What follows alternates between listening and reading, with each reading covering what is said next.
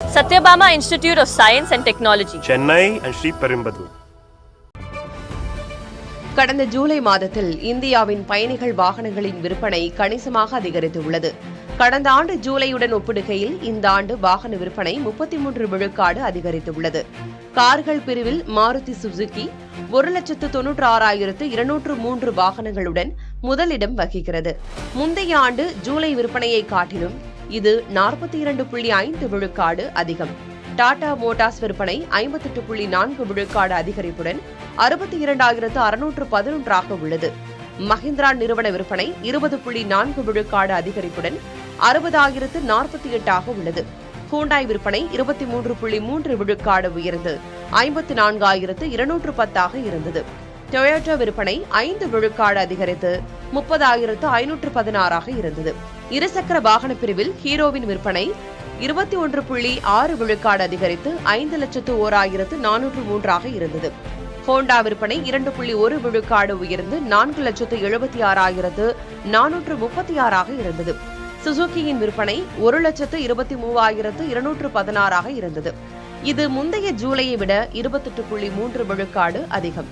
சென்னையைச் சேர்ந்த ராயல் என்ஃபீல்டின் விற்பனை 38 விழுக்காடு அதிகரித்து 1,05,317 இருந்தது.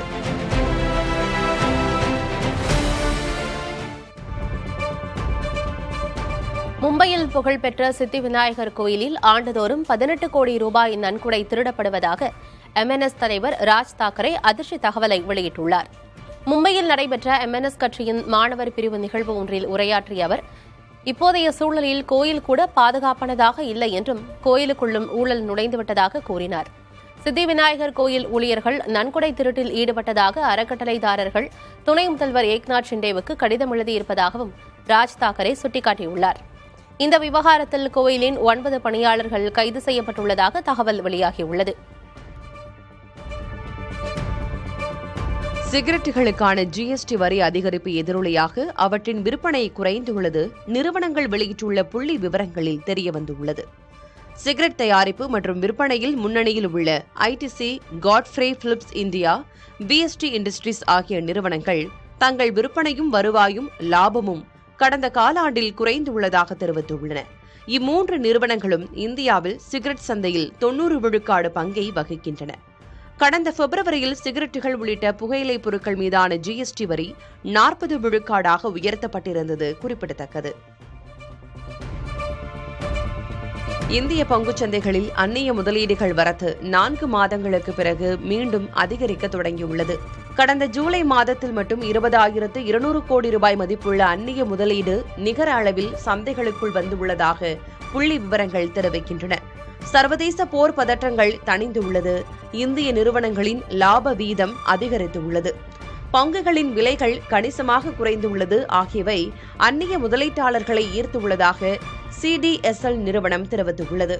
தென்கொரியா, தைவான் சந்தைகளில் நிலவும் நிலைத்தன்மை முதலீட்டாளர்களை இந்தியாவை நோக்கி திரும்ப வைத்துள்ளதாக ஜியோஜிட் நிதிச்சேவை நிறுவனம் கூறியுள்ளது. எனினும் 2026 7 மாதங்களில் 2.5 லட்சம் கோடி ரூபாய் இந்தியாவை விட்டு நிகர அளவில் வெளியேறியுள்ளது. ஜார்க்கண்ட் மாநிலத்தில் அரசு பணியிடங்களுக்கான போட்டித் தேர்வு வினாத்தாள்கள் கசிவதை தடுக்க கோரி இளைஞர்கள் தொடர் போராட்டங்களில் ஈடுபட்டுள்ளனர். ஜார்க்கண்ட் மாநிலத்தில் அரசு தேர்வுகள் ஆணையம், அரசு பணியாளர் தேர்வு வாரியம் ஆகியவற்றின் வினாத்தாள்கள் அண்மையில் வெளியானதாக போட்டித் தேர்வர்கள் குற்றம் சாட்டியுள்ளனர். இதனை கண்டித்து ராஞ்சியில் ஏராளமான போட்டித் தேர்வர்கள் மற்றும் இளைஞர்கள் பேரணியில் ஈடுபட்டனர். கேள்வித்தாள்கள் லீக் ஆவதை தடுக்க கோரி பதாகைகள் மற்றும் வாள்களை ஏந்தியபடி அவர்கள் ஊர்வலம் சென்றதால் பரபரப்பு ஏற்பட்டது.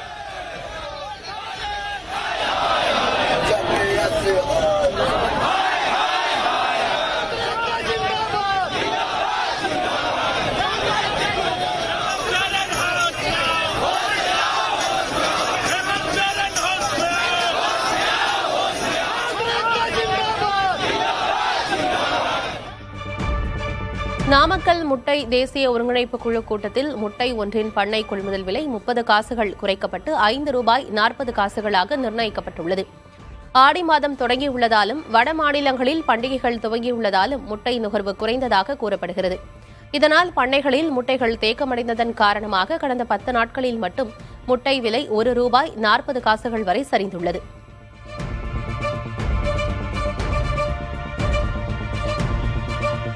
தமிழ்நாட்டில் நாளை 6 மாவட்டங்களில் கனமழை பெய்யும் என வானிலை ஆய்வு மையம் அறிவித்துள்ளது.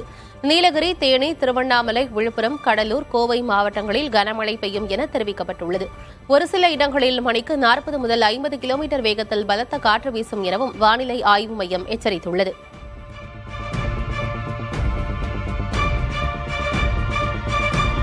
சென்னையில் மழை பெய்யக்கூடும் என வானிலை ஆய்வு மையம் அறிவித்துள்ளது. வானம் ஓரளவு மேகமூட்டத்துடன் காணப்படும் என்றும் மாலை அல்லது இரவு நேரங்களில் ஒரு சில இடங்களில் மிதமான மழைக்கு வாய்ப்பிருப்பதாக தெரிவிக்கப்பட்டுள்ளது. அதிகபட்ச வெப்பநிலை 36 முதல் 37 டிகிரி செல்சியஸை ஒட்டியும் குறைந்தபட்ச வெப்பநிலை 26 முதல் 27 டிகிரி செல்சியஸை ஒட்டியும் இருக்கும் என கூறப்பட்டுள்ளது.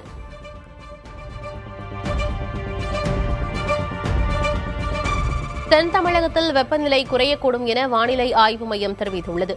ஒரு சில இடங்களில் அதிகபட்ச வெப்பநிலை 2 முதல் 3 டிகிரி செல்சியஸ் வரை குறையக்கூடும் எனவும் ஏனைய தமிழகம், புதுச்சேரி மற்றும் காரைக்கால் பகுதிகளில் அதிகபட்ச வெப்பநிலையில் குறிப்பிடத்தக்க மாற்றத்துக்கான வாய்ப்பு குறைவு என்றும் தெரிவிக்கப்பட்டுள்ளது.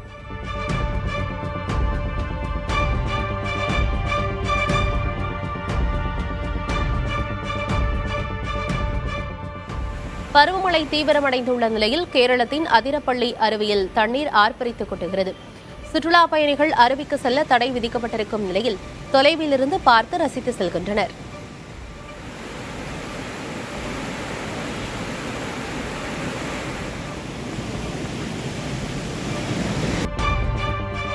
கர்நாடக மாநிலம் குடகு மாவட்டத்தில் பெய்து வரும் கனமழையால் புகழ்பெற்ற மல்லல்லி அருவியில் வெள்ளப்பெருக்கு ஏற்பட்டுள்ளது. அருவியில் ஆர்ப்பரித்து வழிந்தோடும் நீரின் ரம்யமான காட்சிகளை சுற்றுலா பயணிகள் ஆர்வத்தோடு கண்டுகளித்து வருகின்றனர்.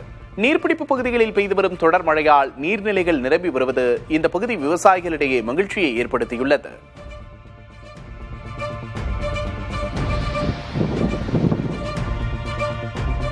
தென்காசி மாவட்டத்தில் உள்ள அணைகள் மற்றும் குற்றாலம் அருவியை சுற்றுலாத்துறை அமைச்சர் ராஜேஷ்குமார் பார்வையிட்டார். குற்றாலம் மெயின் அருவியில் நடைபெற்று வரும் மேம்பாட்டுப் பணிகளை பார்வையிட்ட அவர் அடிப்படை வசதிகள் குறித்து சுற்றுலா பயணிகளிடம் கேட்டறிந்தார். பின்னர் அடவி நயினார் அணை பூங்காவுக்கு சென்ற அவர் மேம்பாட்டு திட்டங்கள் குறித்து அதிகாரிகளுடன் ஆலோசித்தார். தொடர்ந்து குண்டாறு அணை பகுதிக்கு சென்ற அமைச்சர் புதிய திட்டங்கள் மற்றும் சுற்றுலா வசதிகளை தொடங்கி வைத்தார்.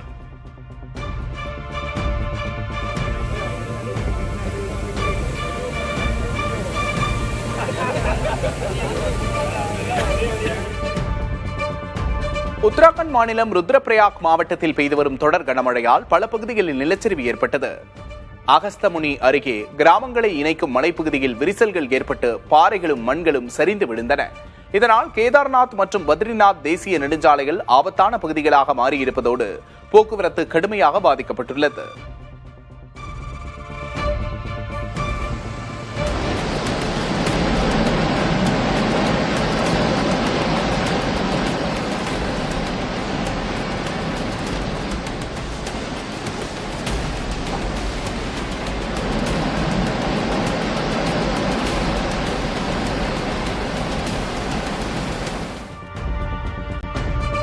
இலங்கையின் நுவரெலியா மற்றும் பதுளை உள்ளிட்ட மலையக பகுதிகளில் தொடர் மழை, பலத்த காற்று மற்றும் பனிமூட்டம் காரணமாக இயல்பு வாழ்க்கை கடுமையாக பாதிக்கப்பட்டுள்ளது. நுவரெலியா அட்டன் பிரதான வீதியில் மரம் முறிந்து விழுந்ததில் போக்குவரத்து பாதிக்கப்பட்டுள்ள நிலையில் மரத்தை அகற்றும் பணிகள் நடைபெற்று வருகின்றன. மேலும் அட்டன், கொழும்பு பிரதான வீதிகளில் நிலச்சரிவு அபாயம் நிலவுவதால் மலைப்பாதைகளில் பயணிக்கும் ஓட்டுநர்கள் மிகுந்த எச்சரிக்கையோடு இருக்குமாறு காவல்துறை கேட்டுக் கொண்டுள்ளது.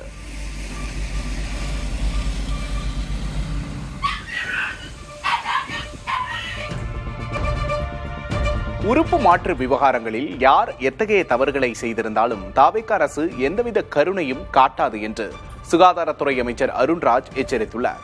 கோவையில் நடந்த நிகழ்ச்சியில் கலந்து கொண்ட அவர் தமிழ்நாட்டில் அதிக அளவில் உறுப்பு மாற்று அறுவை சிகிச்சைகள் நடைபெற்றாலும் அதற்கான தேவை இன்னும் பெருமளவில் உள்ளதாக கூறினார். மேலும் தமிழகத்தில் விரைவில் ஏர் ஆம்புலன்ஸ் திட்டம் செயல்படுத்தப்படும் என்றும் அமைச்சர் அருண்ராஜ் குறிப்பிட்டார். முதல்வர் காப்பீட்டு திட்டத்தை மேலும் விரைவுபடுத்துவதற்கான நடவடிக்கைகளும் தீவிரமாக எடுக்கப்பட்டு வருவதாக அவர் தெரிவித்தார்.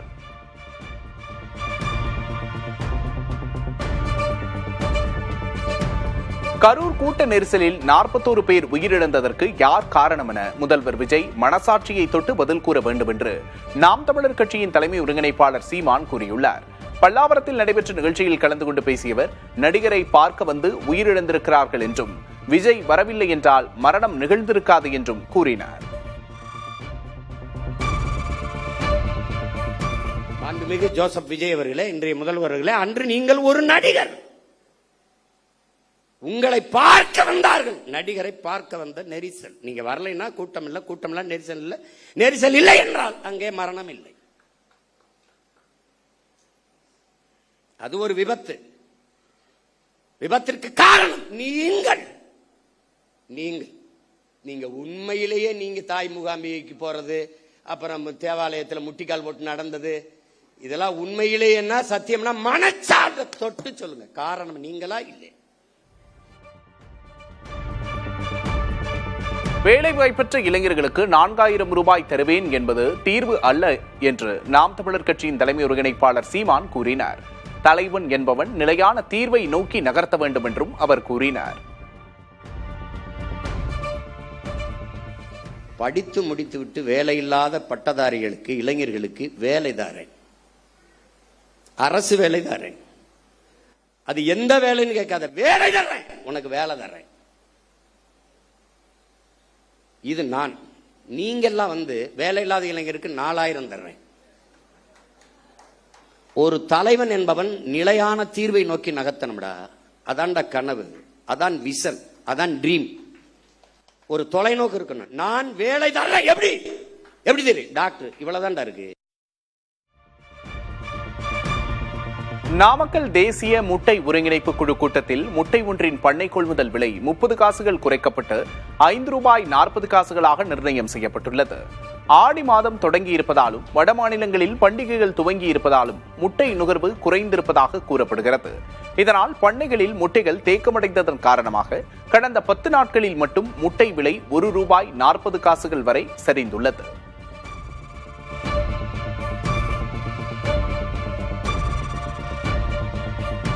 கோவை பொள்ளாச்சி அருகே தண்ணீர் லாரி மீது கார் மோதியதில் ஒரே குடும்பத்தைச் சேர்ந்த 4 பேர் உட்பட 5 பேர் உயிரிழந்தனர்.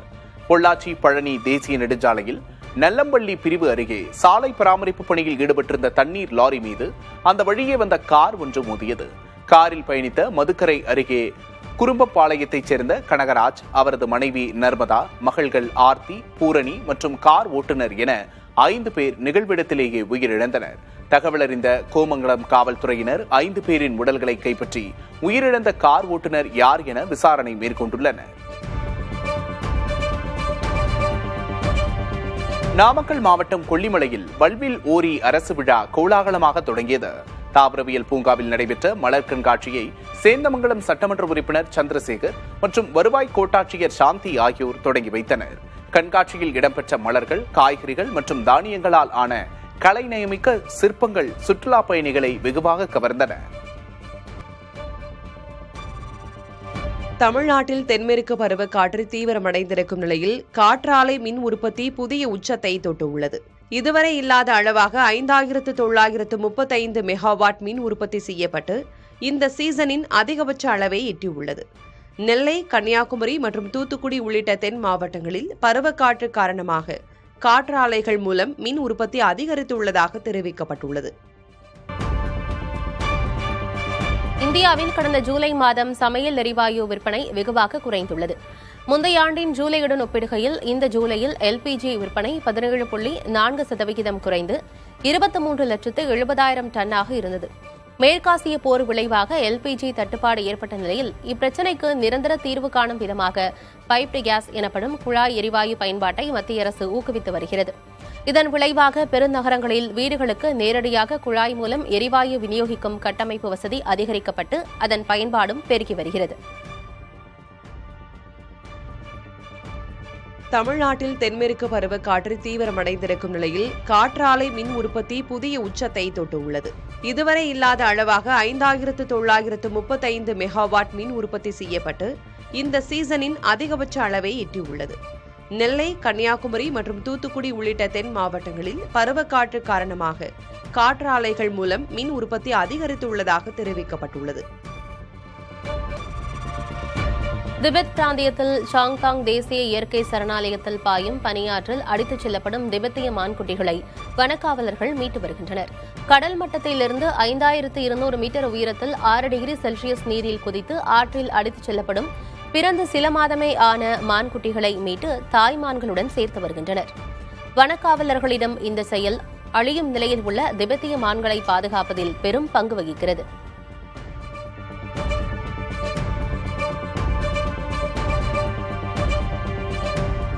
காமன்வெல்த் போட்டிகளில் பதக்கங்களை குவித்து தாயகம் திரும்பிய இந்திய வீரர்களுக்கு டெல்லியில் பிரம்மாண்ட வரவேற்பு அளிக்கப்பட்டது.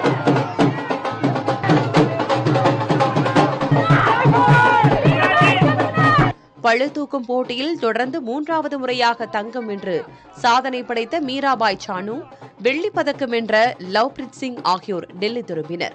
மகளிருக்கான 58 கிலோ எடைப்பிரிவில் வெண்கலப் பதக்கம் வென்ற பிந்தியா ராணி, ஆடவருக்கான 60 கிலோ பிரிவில் வெள்ளிப் பதக்கம் வென்ற ரிஷிகந்தா சிங் உள்ளிட்டோரும் தாயகம் திரும்பினர். அவர்களுக்கு இந்திரா காந்தி சர்வதேச விமான நிலையத்தில் நூற்றுக்கணக்கான ரசிகர்கள் திரண்டு உற்சாக வரவேற்பு அளித்தனர்.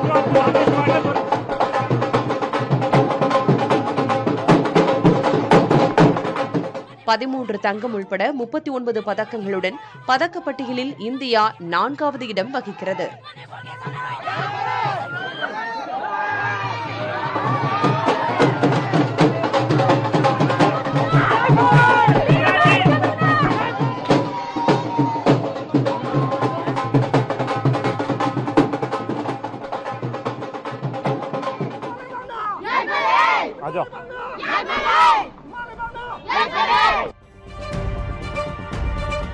கோவை விமான நிலையத்திற்கு வருகை தந்த நடிகர் சூர்யாவிற்கு ரசிகர்கள் உற்சாக வரவேற்பு கொடுத்தனர்.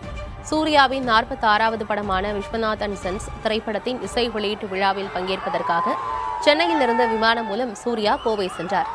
அங்கு கூடியிருந்த ரசிகர்கள் சூர்யாவை வரவேற்றனர்.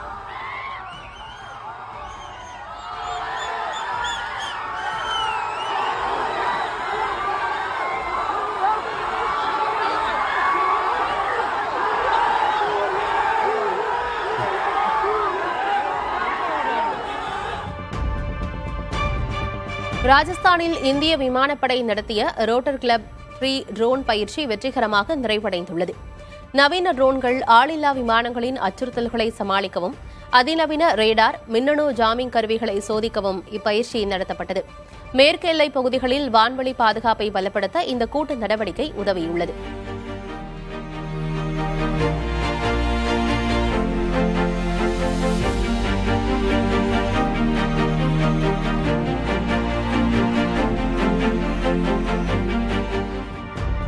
மகாராஷ்டிராவில் காட்டில் விடுவிக்கப்பட்ட J-132 என்ற இந்திய பிணந்தின்னி கழுகு 56 நாட்களில் 1600 கிலோமீட்டருக்கும் அதிகமான தூரம் பறந்து சாதனை படைத்துள்ளது. பம்பாய் இயற்கை வரலாற்று சங்கத்தால் கண்காணிக்கப்படும் இந்த கழுகு ஜூன் 17ஆம் தேதியன்று ஒரே நாளில் அதிகபட்சமாக 168 கிலோமீட்டர் வரை பயணம் செய்துள்ளது. கடுமையான மழைக்காலத்திலும் காட்டுப் பருந்துகளுடன் சேர்ந்து இரையை தேடி உண்டு வாழ்ந்து வரும் இந்த நிகழ்வு அழிம்பின் விளிம்பில் உள்ள பிணந்தின்னி கழுகுகளை பாதுகாக்கும் திட்டத்தில் பெரும் வெற்றியாக பார்க்கப்படுகிறது.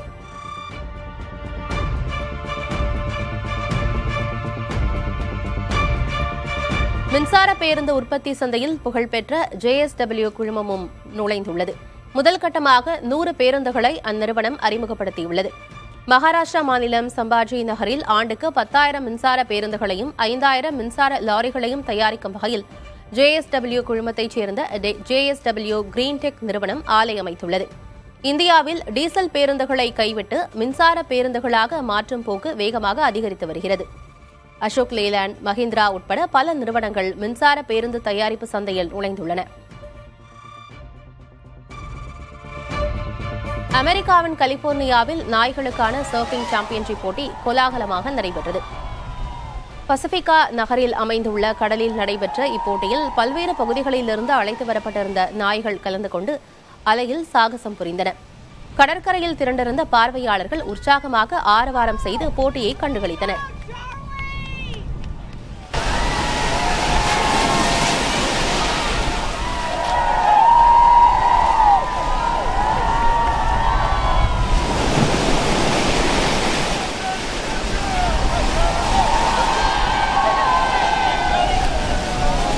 Satyabama Institute of Science and Technology, Chennai and Sri Perumbudur.